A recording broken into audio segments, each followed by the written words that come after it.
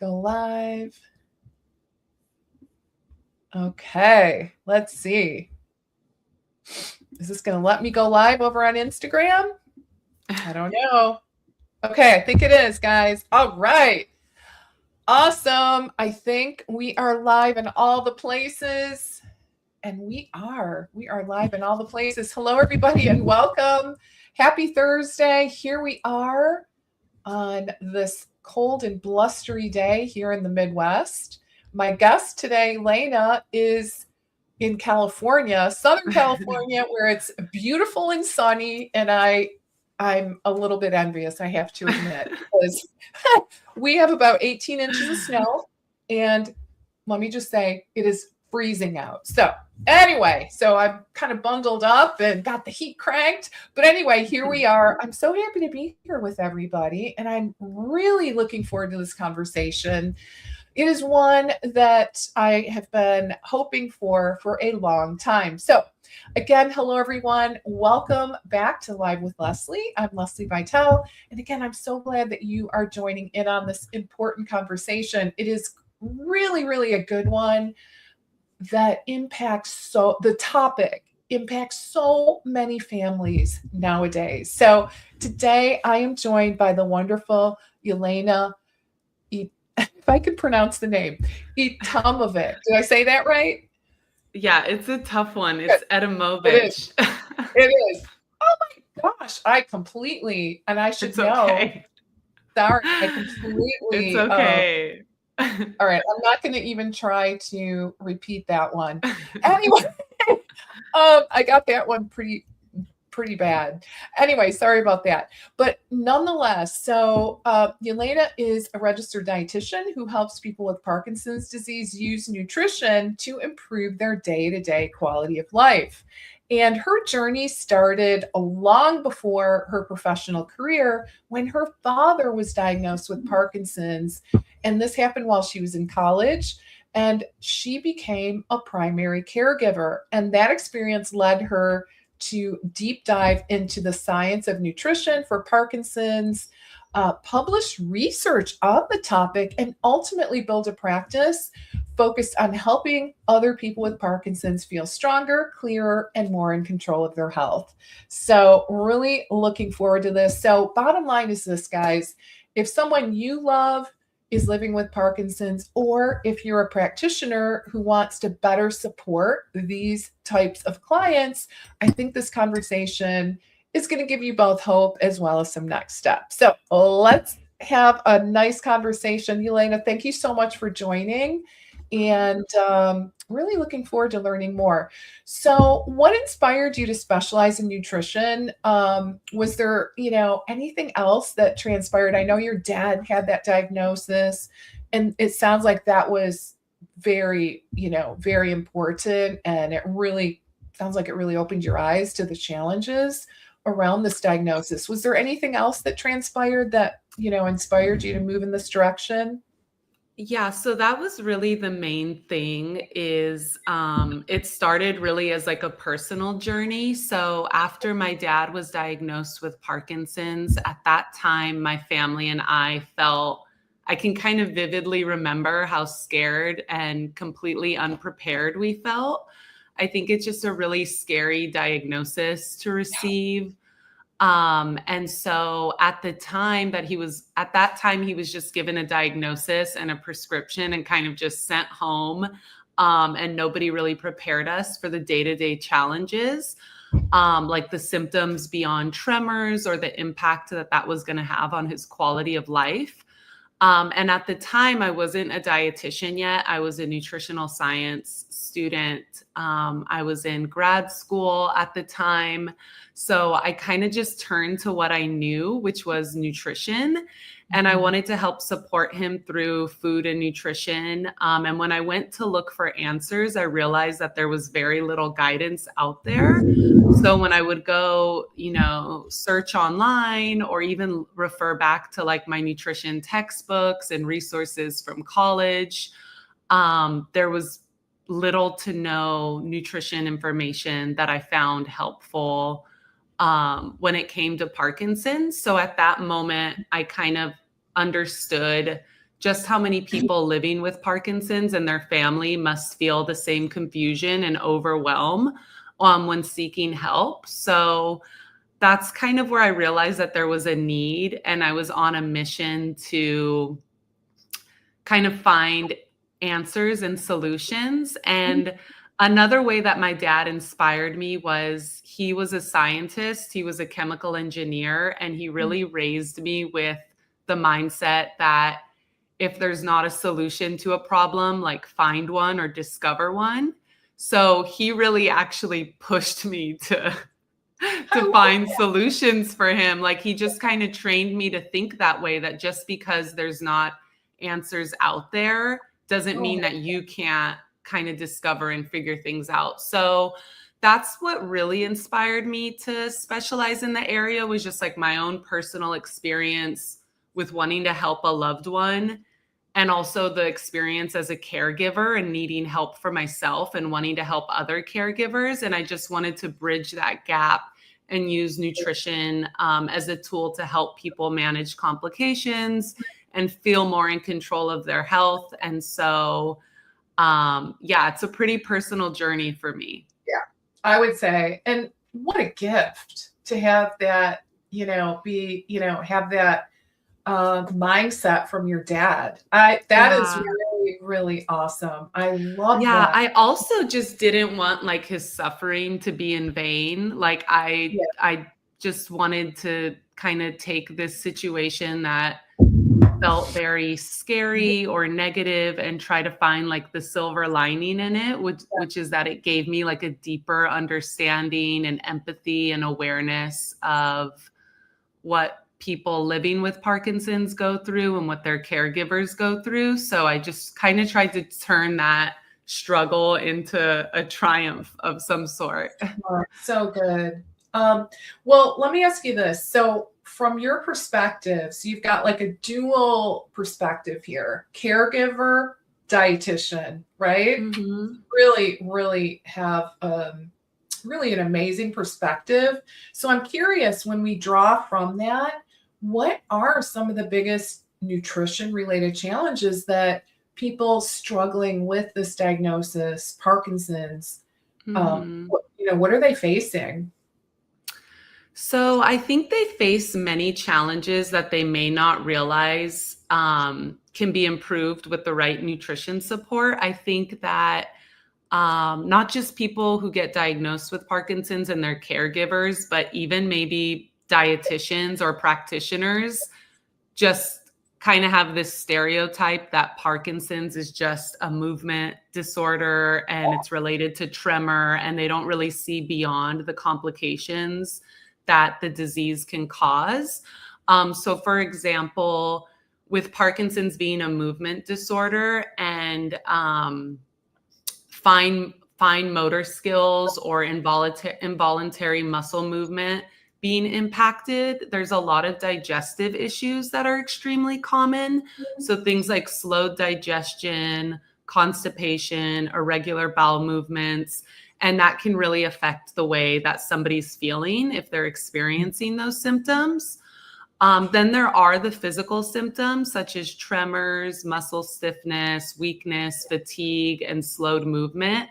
And that can really translate into nutrition, because these can make simple tasks like preparing meals or cooking feel very overwhelming or even impossible at times. Just we kind of take for granted our fine-tuned motor skills or our ability to just stand on our feet for a prolonged period of time. So somebody who's having difficulties with those things in the kitchen, navigating like multitasking, chopping things, dealing with, hot pans or dishes or all these things become extremely labor intensive and challenging for somebody who's having those symptoms. Another thing that is greatly impacted is sleep.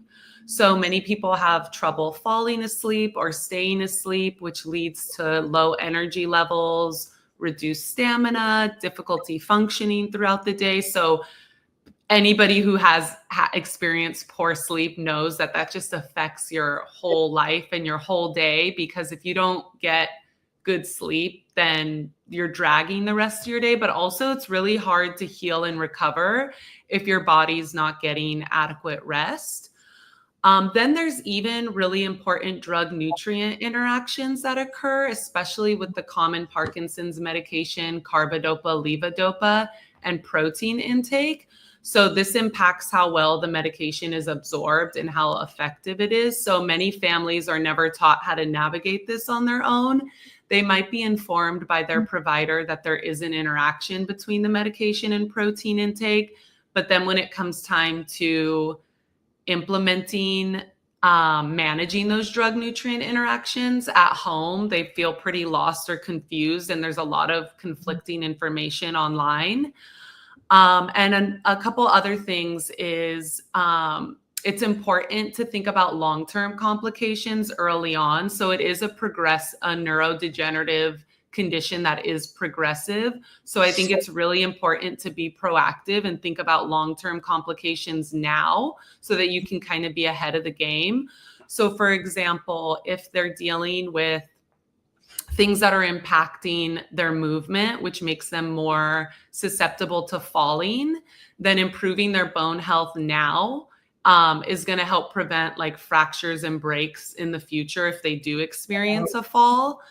And then finally, I would say one of the biggest priorities is supporting overall nervous system health. So nourishing the body in a way that protects healthy nerve cells that are vulnerable during disease progression. So again, this is being proactive because it is a progressive disease. We want to nourish the nervous system now and protect those viable cells because they are under attack by the progression of this disease. So we just want to be proactive in trying to preserve the nerve cells that are still healthy. And I think that once people understand all of these areas and learn how to address them through nutrition, they often feel more supported, stable, and more in control of their health. Kind of like what I mentioned in the beginning, how I can vividly remember how afraid and confused we felt when we got that diagnosis. I think that once people as in caregivers, people with Parkinson's, and even practitioners, once they realize that there are things that we can do to keep people healthy and manage all of these other Parkinson's related complications, then I think it becomes like less overwhelming for everybody. Okay. So what can we do from a nutrition support standpoint to support, I guess really both the mind and body of a family member or patient or client struggling with this diagnosis? What can we do? Yeah. So I can kind of explain some of the science behind it. Like in simple terms, this is like the part that I'm really passionate about, that I ended up doing research in my graduate studies on this topic. So nutrition can support both the mind and the body in Parkinson's in really meaningful ways. So even though we don't know the exact cause of Parkinson's, that's something that scientists are still working on. Research does show that two things play a really important role in the disease progression. And those two things are oxidative stress and neuroinflammation. So in simple terms, oxidative stress is when your cells are experiencing too much wear and tear from damaging molecules called free radicals, and not enough antioxidants to protect them from damage. So all of us are susceptible to oxidative stress. That's not unique to individuals with Parkinson's. Oxidative stress is constantly going on in our body at all times. But specifically in individuals with Parkinson's disease, what they've found in a lot of the research studies is that there's increased oxidative stress in the nervous system of people living with Parkinson's disease. And then neuroinflammation is just inflammation in the nervous system. So again, this is just a common theme in the research, is that we see increased inflammation in the nervous systems of individuals with Parkinson's disease. So both of these processes, oxidative stress and neuroinflammation, contribute to the loss of dopamine producing cells, which are a hallmark of Parkinson's disease progression. So Parkinson's disease progression is characterized by the loss of the nerve cells that are responsible for producing dopamine. That's why individuals with Parkinson's take medications like carbidopa and levodopa that help replace dopamine. So what's really exciting as far as how nutrition can help is nutrition can help mitigate both oxidative stress and neuroinflammation. So consuming foods that are high in antioxidants and healthy fats help protect nerve cells and support overall brain health. So I really focus on incorporating foods like berries, leafy greens, colorful vegetables, and foods that are rich in omega-3s. So salmon, sardines, walnuts, flax seeds. These foods help protect the body's nervous system and can help make a real difference in the way somebody feels and functions. So I think just having that approach that even though we don't have all the answers when it comes to Parkinson's disease, like the causes, how to prevent it, how to delay progression, we do know enough that oxidative stress and neuroinflammation are hallmarks to disease progression. And we do know for a fact that antioxidants and anti-inflammatory fats like omega-3s both help reduce oxidative stress and neuroinflammation. So I just really like to focus on creating a diet that's very abundant in those nutrients. I love that. Okay. So yeah, it's really kind of a multifaceted approach for this particular diagnosis. What kind of improvements and outcomes are you seeing with, these dietary nutrition interventions? So I've seen really meaningful improvements when clients make nutrition and I will note that lifestyle changes are really important too. So that's something it's a combination. It's a combination. This is why I hope that I inspire other practitioners, because it's definitely like a holistic approach. Like nutrition is a big component, but also I see the most meaningful improvements when there's also lifestyle changes. So things like digestive issues like constipation, gas, and bloating often improve and even resolve. And when digestion is working well, people not only feel better, but they also absorb nutrients more effectively, which supports overall nutrition status. So the improvements that I see in digestive health, I think translate into improvements in quality of life, but also just improving the patient's overall health and nutrition status. And then for individuals who are struggling with like unintentional weight loss, we often see healthy weight repletion and better weight maintenance. And then once meals are more balanced and consistent and they're eating more regularly, eating foods that nourish their body, then they're having better weight maintenance. Sleep is another major area. So when nutrition supports stable energy and digestion, many clients start sleeping better and waking up feeling more refreshed, which naturally leads to more energy, less fatigue, and better performance in day-to-day activities and exercise. I also see a big boost in confidence as clients learn how to make food choices that genuinely support their health. And in some cases, we even see improvements in like hydration and lab values, which tell us as the providers that these changes are supporting the body on a deeper physiological level. So another really big thing that I noticed with my clients is on that note of confidence at the end of working together, I feel like they feel more hopeful and feel like they have a better grip on taking care of their health. And that's probably like the most rewarding part of it all is of course, I like the symptom management and I love taking people out of pain, but I also just like seeing an improvement in their attitude about their health and how they feel. Like that's pretty rewarding. Oh, I love that. Yeah. Instead of feeling hopeless, it sounds like there's hope. Yeah. It's such a gift in of itself. I love that. Well, for someone that's maybe newly diagnosed, can you share, what are maybe one or two practical nutrition steps or lifestyle, since you cover both, Yeah. someone, could just pretty readily implement today? What are your thoughts there? Sure. So, like I mentioned in the beginning, like with my dad's situation, a new diagnosis can feel incredibly overwhelming.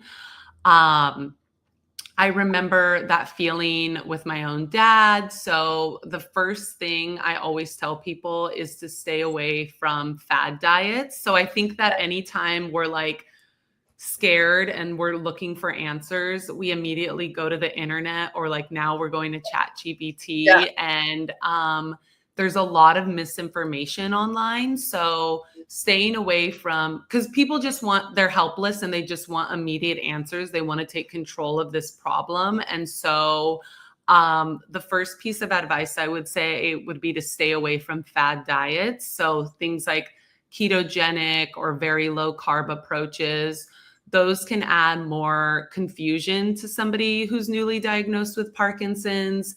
It can do more harm than good. And they're just not designed, those fad diets are not designed for individuals with Parkinson's.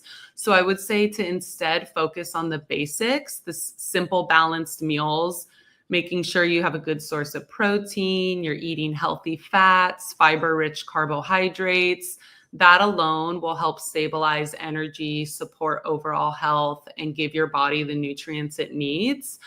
And then the second step of advice I would give for somebody who's newly diagnosed is to focus on supporting digestion, because digestive issues are so common in Parkinson's. Increasing fiber-rich foods and making sure you're adequately hydrated can make a big difference in constipation, regularity, and just overall comfort. And like I mentioned earlier, when your digestive system is healthy and regulated, you absorb nutrients better. And if you're absorbing nutrients better, then that is affecting your whole body's health. So digestion is a very important thing to make sure that you're taking care of. And then when you're eating a balanced meals and your digestion is working well, you've already created a strong foundation. And from there, you could build more personalized strategies over time. So in short, just avoid the fad diets, focus on simple nutrition, focus on digestive health, create a good foundation for yourself. And then from there on, I think you can move on to more personalized approach by working with a dietitian or other qualified healthcare practitioners that can help you with more advanced approaches. Oh, so good. Well, speaking of which, can you tell us a little bit more about how, like, if anyone listening to the live, or for that matter, the recorded version of our conversation, where can they find out more about your work and potentially how to work with you? Yeah. So I specialize in helping people with Parkinson's, obviously, but I do this to help support their nutrition and overall quality of life with one-on-one clients. So when they work with me, they can expect things like supporting digestion, focusing on their energy levels, healthy weight management, medication timing, overall nervous system health. So it's really like a holistic approach when working with me. And because everybody with Parkinson's experiences it a little differently, I do focus on creating very personalized plans that fit their unique needs and lifestyle. So nothing about working with me is like general cookie cutter. I treat every patient as like an individual and really, really try to focus on giving them a treatment plan that feels very personalized to them. And then I also partner with like healthcare teams and community organizations that want to bring more nutrition support into their Parkinson's program. So I'll collaborate with different hospital organizations or Parkinson's organizations just to kind of spread awareness and do like educational seminars to help educate people with Parkinson's, their caregivers, other healthcare practitioners. So if anybody is interested in personalized guidance or potential collaborations, the best way to reach me is directly through my email. So my email is just my first name and then the first 4 letters of my last name. So it's JelenaEteem@gmail.com. And I respond really promptly and, like to get on the phone with somebody quickly so that we can kind of talk a little bit more about what they need. I love that. Okay. And then what about your website? It's still in progress. It's still a work in progress. Okay, no problem. It's a forever work in progress. Yeah. And but you do have a YouTube channel, right? No, I don't have a YouTube channel. I thought you did for some reason. Okay. I thought you had one of the many things on my to-do list. Okay. All right. We got to talk. I know. Right? So, okay. That is great. So, I think what I'm going to do then, because I want to make it easy for people to find you. Well, 2 things, guys. I'm going to share a link. We have a practitioner summit going on right now. So I do want to make sure that I remember to share that link. It's completely free. So if you are interested, get yourself signed up. I am doing this in collaboration with FullScript, and I have some amazing contributors. So it is one of those do not miss opportunities. But I'm going to just type out your email address. So JELENA. And then it's the first 3 letters, which is first 4. So ETEM. Okay. At Gmail. Let me see if it goes to this chat to you so you can see it. Let's see if this is right. Guys, because I just want everyone to be able to reach out. Okay, tell me if I did that correctly. Let me see. I think so. Yes, that looks correct. Okay, awesome. All right, guys. So we have the email in the chat, and you can also see it on the screen. So I really want to encourage anyone who needs support in Parkinson's, reach out, drop her an email, and let's ensure that, the people that are struggling with this get the support they need to have really improved quality of life. It is so, so, so important. And I have maybe shared this in the past, but when I had my functional nutrition practice, I actually did work with a really big neurology group. And I saw a lot of Parkinson's as well. In addition, I saw multiple sclerosis and chronic migrainers. So there's a lot of